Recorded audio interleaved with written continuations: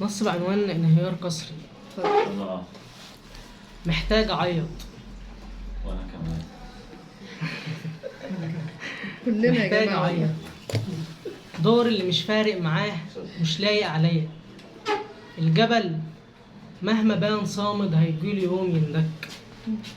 مصر لا، ما بحبهاش، هي السبب. دي السكن اوسع كتير من حضنها. لولا الحبايب في الوطن كنت انتميت للغربة ولناسها.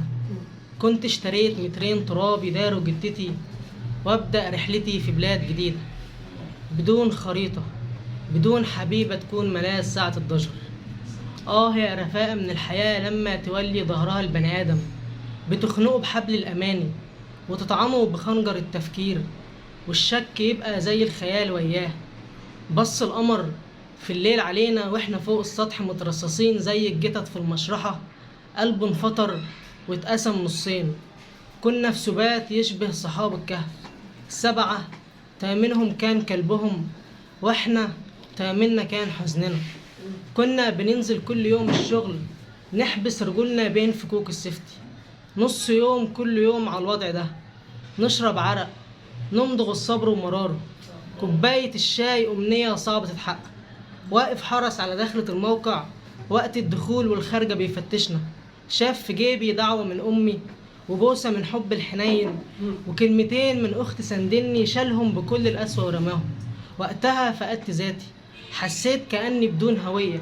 دول اللي كنت عشان عينيهم أمسك سلوك الكهرباء، أشرب مرار الدنيا وأقول جميل والمستحيل يتقلب جوه العيون ممكن. بس الزمن دايما كده بيغربل القلب من كل شيء طيب ويسيب بواقي الكدمة والعلة. الساعة 5 كلها ساعتين ونرجع نتربط في الساقية تاني، نوهب سنيننا للمباني، نوهب كتافنا لشكاير الأسمنت وإيدينا للفاس والكريك، ونغني. لازم في وسط العتمة نلمح ضي، صفح السواد تنطي. يا كاتب التواريخ اكتبنا في كتابك، احنا اللي كنا للبحور المي وللسما نجومها، الأرض دي بالدم ساقينها.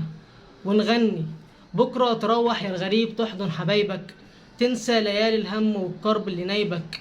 ونغني أو نتخرس لما تمر مهندسة وتقول بكل بجاحة الدنيا صوتكم وحش، سيبوا الغنى لناسه، انتوا اتخلقتوا لأجل الحجارة وبس.